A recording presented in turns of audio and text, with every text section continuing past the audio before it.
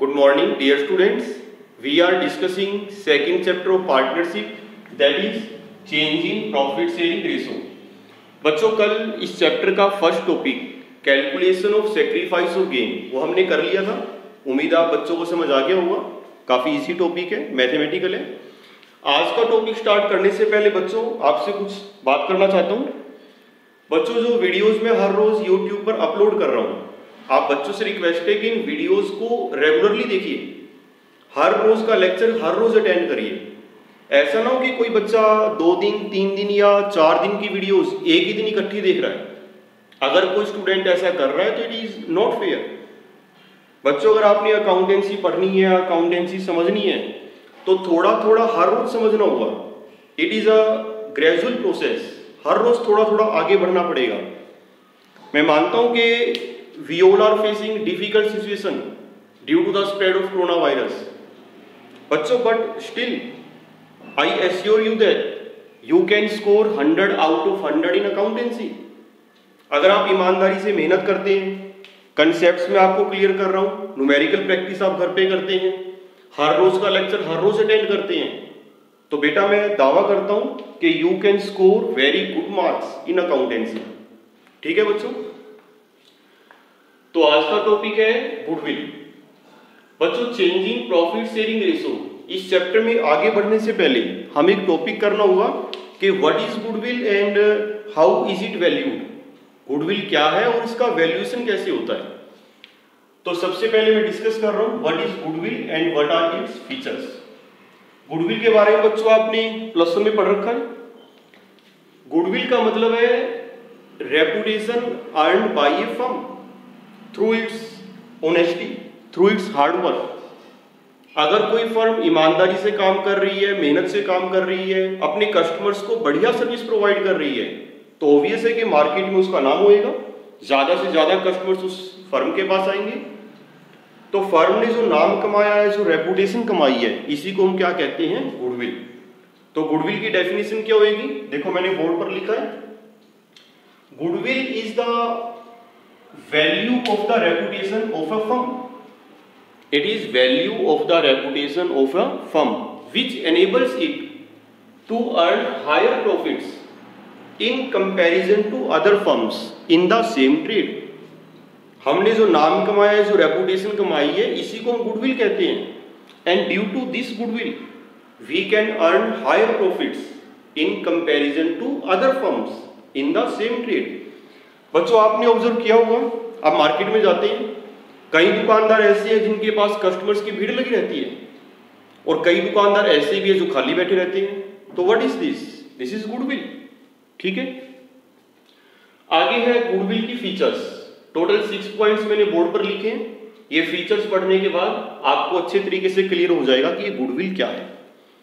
बच्चों सबसे पहली फीचर है इनटेंजिबल एसेट। आपने प्लस में ही पढ़ा है कि fixed assets, non current assets are of 2 types, tangible and intangible.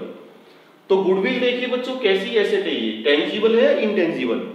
सबको पता है intangible, because it can not be seen, it can not be touched, it is an intangible asset. It doesn't have any physical existence. Clear है बच्चों। Second point है valuable asset. Intangible asset है, valuable asset है। Valuable asset का मतलब इसकी value होती है, एक पर्टिकुलर वैल्यू है। ये कोई फिक्टिशियस एसेट नहीं है, ये कोई फर्जी एसेट नहीं है। It can be purchased and sold in the market. Goodwill को हम मार्केट में परचेज करते हैं, सेल करते हैं। आगे करूंगा मैं डिस्कस ये बात कैसे। तो फिलहाल तो आपने ये ध्यान रखना है कि it is a valuable asset, it is not fictitious asset, right. Third point है helpful in earning excess profit. ये बात इस डेफिनेशन के अंदर मैंने आपको बताई है कि due to this reputation, due to this goodwill, a firm can earn higher profits in comparison to other firms in the same trade. हमारे जैसा बिजनेस करने वाली जो बाकी फर्म्स हैं, हम उनके कंपैरेटिवली ज्यादा कमा सकते हैं। इसको गुडविल कहते हैं। फोर्थ पॉइंट है, लिखा है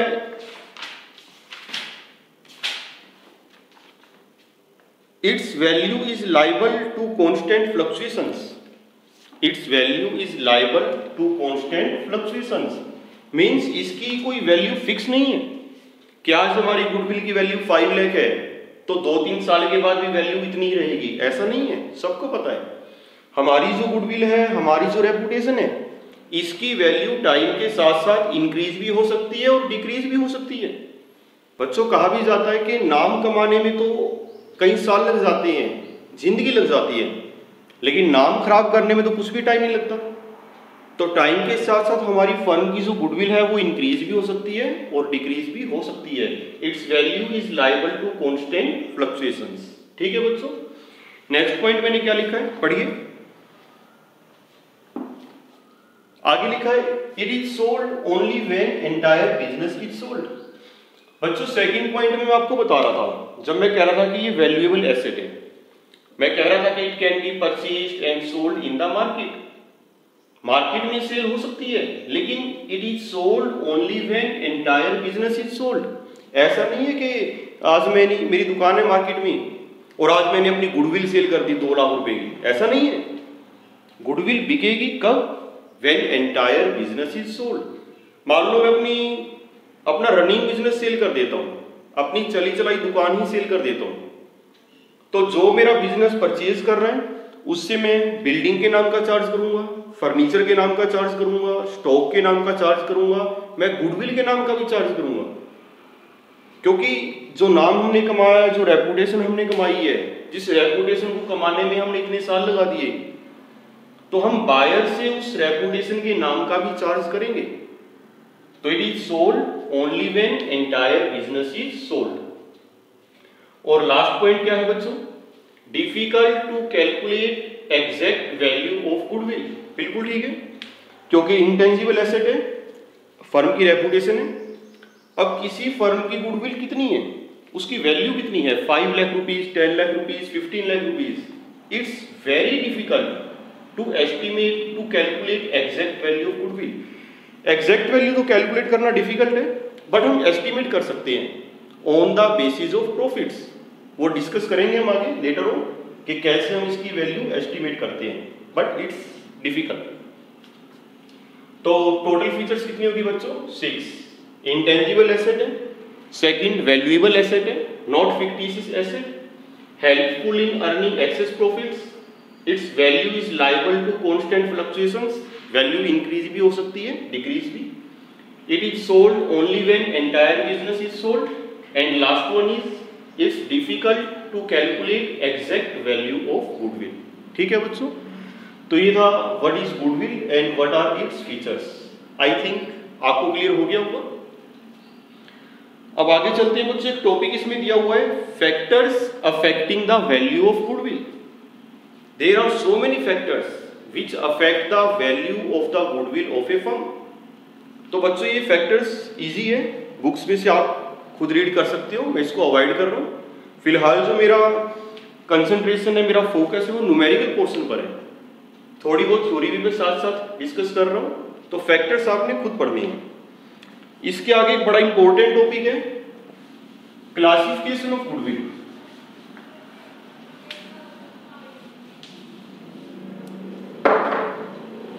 क्लासिफिकेशन ऑफ गुडविल। बच्चों, goodwill can be classified into 2 categories. Number 1 purchase goodwill, purchased goodwill, and number 2 self generated goodwill. अब देखिए इन दोनों में क्या फर्क है बच्चों। नंबर 1 मैंने क्या लिखा है, परचेज्ड गुडविल। परचेज्ड गुडविल का मतलब क्या है? परचेज्ड गुडविल का मतलब है, जैसा कि इसके नाम से ही क्लियर है, it is the goodwill which is acquired by making a payment। It is the goodwill which is acquired by making a payment। हमने खरीदी है। अब आप कहोगे जी आपने गुडविल कैसे खरीद ली? मान लीजिए बच्चों, हमारी कंपनी ने, हमारी फर्म ने कोई रनिंग बिजनेस एक्वायर किया है, कोई चला चलाया बिजनेस हमने परचेज कर लिया। सपोज एक फर्म है राम एंड सन्स, हमारी फर्म का नाम है मोहन एंड सन्स। बच्चों हमारी फर्म ने क्या करा है, इस फर्म को परचेज कर लिया, राम एंड सन्स फर्म बंद हो रही है और वो रनिंग बिजनेस हमने एक्वायर कर लिया। सपोज इसकी सन्ड्री एसेट्स 5 लाख, इसकी जो एसेट्स है वो कितने की हैं 5 लाख की, और इसकी सन्ड्री लायबिलिटीज हैं ₹2 लाख। अब देखिए बच्चों, जो बिजनेस हम परचेज करने जा रहे हैं उसकी सन्ड्री एसेट्स आप समझ गए होंगे, इसमें सब कुछ आ गया, building, stock, debtors etcetera. Sundry assets है 5 लाख, सन्ड्री लायबिलिटीज है 2 लाख। अब आप सोचिए परचेज कंसीडरेशन कितना होना चाहिए, ये बिजनेस हमें कितने का मिलना चाहिए, सोचिए बच्चों। Sundry assets 5 lakh, sundry liabilities है 2 लाख, तो नेट, इसका नेट कितना हो गया, नेट एसेट्स हो गया 3 लाख, 5 माइनस 2, तो जो परचेज कंसीडरेशन है दैट शुड बी ₹3 लाख। ये बिजनेस हमें कितने का मिलना चाहिए, 3 लाख का, लेकिन ये बिजनेस हमने खरीदा है 3,50,000 का। ये जो वेंडर है राम एंड सन्स वो कह रहे हैं कि हम अपना बिजनेस सेल करेंगे 350 का, अगर आप लेना चाहते हो ले सकते हो। तो यहां पर देखिए बच्चों, परचेज कंसीडरेशन होना चाहिए था 3 लाख, नेट एसेट्स 3 लाख की है, लेकिन हम खरीद कितने में रहे हैं 350। Is it possible? Yes it is possible. तो यहां पर हम 50,000 जो फालतू पे कर रहे हैं, एक्सेस पे कर रहे हैं, 50,000 हम किस चीज के पे कर रहे हैं, दिस इज गुडविल, वो हम गुडविल के नाम का पे कर रहे हैं। इस फर्म की जो रेपुटेशन है, जो गुडविल है, उसके नाम के हम 50,000 पे कर रहे हैं। ऐसी गुडविल को क्या कहेंगे, purchase goodwill. It is the goodwill which is acquired by making a payment. देखो बच्चों क्लियर हुआ कि नहीं?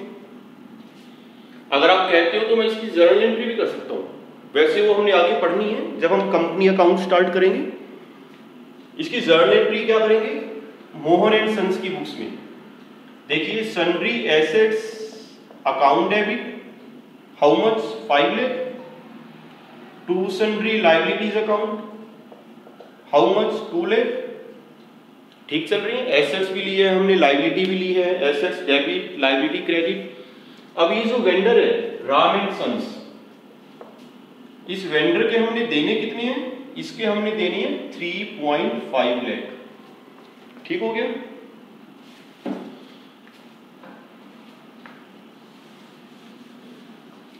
अब देखिए 5 दिस डिफरेंस कितने का आ गया 50,000 का, तो what is this, this is goodwill. यहां पर हम डेबिट किसे करेंगे, goodwill account, goodwill account debit, ये हो गया बच्चों। ठीक है, वैसे आपको अभी जर्नल एंट्री पर फोकस करने की जरूरत नहीं है, फिलहाल तो मैं आपको केवल मीनिंग बता रहा हूं कि परचेज गुडविल क्या होती है। दिस इज परचेज गुडविल, जो हमने पेमेंट करके खरीदी है। ठीक है बच्चों। अब सेकंड है सेल्फ जनरेटेड गुडविल। जैसा कि बच्चों नाम से ही क्लियर है, self generated goodwill, this is the reputation. ये वो गुडविल है, ये वो रेपुटेशन है जो हमने खुद जनरेट की है अपनी ऑनेस्टी से, अपने हार्डवर्क से, by providing good services to the customers. ये हमने कहीं से खरीदी नहीं है, इसके लिए हमने कोई पेमेंट नहीं करी। तो this is the goodwill which is self generated by the business, जो खुद जनरेट की है। अब बच्चों यहां पर एक अकाउंटिंग स्टैंडर्ड है 26, जो कि काफी इंपॉर्टेंट है, आपने ध्यान रखना है। Accounting standard 26 which is related to intangible assets. बच्चों प्लस 1 में आपने एक चैप्टर किया था अकाउंटिंग स्टैंडर्ड्स, राइट, जो कि सभी बिजनेस एंटरप्राइज कंपनीज जिनको फॉलो करते हैं। तो अकाउंटिंग स्टैंडर्ड 26 वो इससे रिलेटेड है, इनटेंजिबल एसेट्स। अब अकाउंटिंग स्टैंडर्ड 26 क्या कहता है गुडविल के बारे में? एज पर accounting standard 26 goodwill can be recorded in the books only when consideration in money or money's worth has been paid for it. मैं फिर रिपीट कर रहा हूं, as per accounting standard 26, goodwill can be recorded in the books only when consideration in money or money's worth has been paid for it. What does it mean? इसका मतलब ये निकलता है कि as per accounting standard 26, goodwill can be recorded in the books only when it is purchased, otherwise not. अगर हमने goodwill purchase की है तब तो हम इसको बुक्स में रिकॉर्ड करेंगे. It is recorded in the books. अब ये जो सेल्फ जनरेटेड गुडविल है इसके लिए तो हमने कोई पेमेंट करी नहीं. नो कंसिडरेशन इन मनी और money is worth has been paid for it, तो इसको हम बुक्स के अंदर रिकॉर्ड नहीं करेंगे. बच्चों फिर रिपीट कर रहा हूं, एज पर accounting standard 26, goodwill can be recorded in the books only when it is purchased, only when consideration in money or money's worth has been paid for it. Means purchase goodwill को ही हम books में record करते हैं. इसको हम books में record, इसको हम बैलेंस शीट में शो नहीं करेंगे. ठीक है बच्चों. अभी थोड़ी देर पहले मैं इसकी जर्नल एंट्री आपको बता रहा था. आपने अगर ऑब्जर्व किया हो, उस जर्नल एंट्री के अंदर मैंने गुडविल को रिकॉर्ड किया था, मैंने गुडविल अकाउंट डेबिट किया था. कर सकते हैं क्योंकि परचेज की है. लेकिन जो सेल्फ जनरेटेड गुडविल है इसको आपने बुक्स में रिकॉर्ड नहीं करना. बच्चों इसके पीछे लॉजिक भी है. अगर आप ध्यान से सोचोगे तो इसके पीछे लॉजिक है कि ये अकाउंटिंग स्टैंडर्ड क्यों बनाया गया. लॉजिक बड़ा सीधा सा है बच्चों. ये जो सेल्फ जनरेटेड गुडविल है इसका तो कोई एविडेंस ही नहीं है. मान लीजिए मेरी मार्केट में दुकान है, फर्म है, मैं कहता हूं कि मेरी जो गुडविल है उसकी वैल्यू 5 लाख रुपीज है. मैं कहता हूं मेरी फर्म की गुडविल की वैल्यू 10 लाख रुपीज है. मैं बुक्स में दिखाऊंगा बैलेंस शीट में गुडविल 10 लाख, या मेरी गुडविल की वैल्यू 20 लाख है, मैं बैलेंस शीट में दिखाऊंगा. तो इसका तो कोई एविडेंस ही नहीं है. ठीक है बच्चों. तो क्योंकि इसका एविडेंस होता है, जो गुडविल आपने परचेज करी है इसका कोई ना कोई डॉक्यूमेंट्री एविडेंस मिल जाएगा. तो अकाउंटिंग स्टैंडर्ड 26 ये कहता है कि इसको आपने बुक्स में रिकॉर्ड नहीं करना. Only and only purchase goodwill is recorded in the books. तो ये था बच्चों क्लासिफिकेशन ऑफ गुडविल जिसका आपने ध्यान रखना है.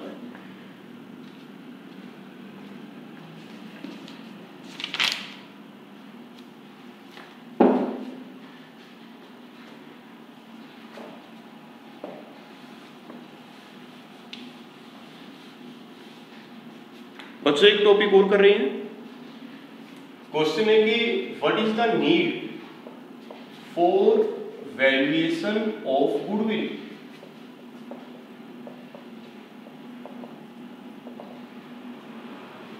बच्चों कल हम डिस्कस करेंगे methods for valuation of goodwill, कि गुडविल का वैल्यूएशन कैसे करते हैं. वो मेथड्स हम कल से स्टार्ट करेंगे. लेकिन वो स्टार्ट करने से पहले एक क्वेश्चन क्रिएट होता है कि what is the need for valuation of goodwill. Why does need for valuation of goodwill in a partnership firm arise. कि हम गुडविल का वैल्यूएशन क्यों करते हैं, क्या जरूरत है इसका वैल्यूएशन करने की. बच्चों दो सिचुएशंस में आपको बता रहा हूं. पहली सिचुएशन है रिकॉन्स्टिट्यूशन ऑफ पार्टनरशिप फर्म.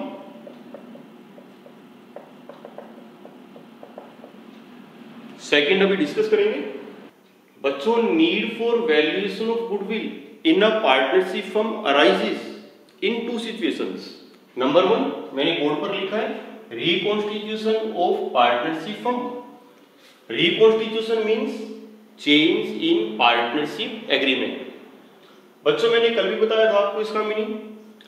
एक सेंटेंस में बोल रहा हूं, आपने उस सेंटेंस को ध्यान से सुनना है. Reconstitution of partnership firm always leads to change in profit sharing ratio. सोचिए सेंटेंस के बारे में. Reconstitution of partnership firm always leads to change in profit sharing ratio. This statement is true और फॉल्स. सोचिए. Absolutely true. कल मैंने आपको बहुत सारे एग्जाम्पल बताए थे. कोई भी एग्जाम्पल आप सोचिए जब भी पार्टनरशिप एग्रीमेंट चेंज होगा तो पार्टनर्स की जो प्रॉफिट शेयरिंग रेशियो है वो भी चेंज हो जाएगी। और जब भी एग्रीमेंट चेंज होता है, जब भी प्रॉफिट शेयरिंग रेशियो चेंज होती है, तो हमें फर्म की गुडविल का वैल्यूएशन करना पड़ेगा। क्यों करना पड़ेगा? वैसे डिटेल में तो ये हम आगे डिस्कस करेंगे, जैसे जैसे हम पार्टनरशिप में आगे बढ़ेंगे सारी बातें आपको क्लियर होंगी। थोड़ा ब्रीफ में आपको बता देता हूं कि जब पार्टनर्स की प्रॉफिट शेयरिंग रेशियो चेंज होगी, तो मैंने कल भी बताया था, किसी पार्टनर का शेयर इंक्रीज होएगा, किसी पार्टनर का शेयर डिक्रीज होएगा। कोई गेनिंग पार्टनर होएगा, कोई सैक्रिफाइसिंग पार्टनर होगा।